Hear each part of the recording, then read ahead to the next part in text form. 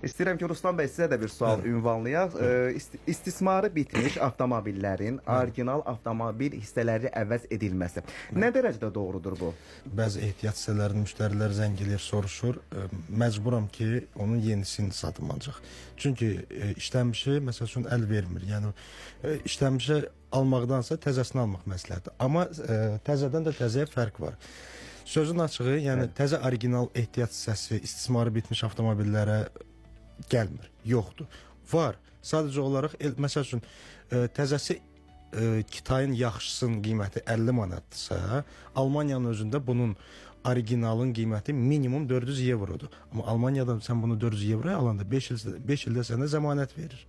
Təbii ki, yəni ona heç kim o boyda pul vermir deyənə məcburam ki, Kitayın bəzi müştərilər var ki, zəng edir, soruşur, məsəl üçün, Vozluxamerim var, boşla olsun. Bəli, boş korobkası da olur, qutusu da olur, QR koduna kimi var.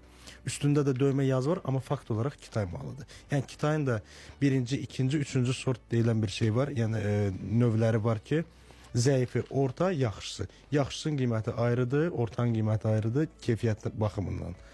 Zəif malında yenə də bəzi insanlar ekonomiyaya görə gedirlər, ucuzunu alırlar, 2 qat raskoda düşür. O demək deyil ki, Kitayın hər bir ehtiyat hissəsi pisdir.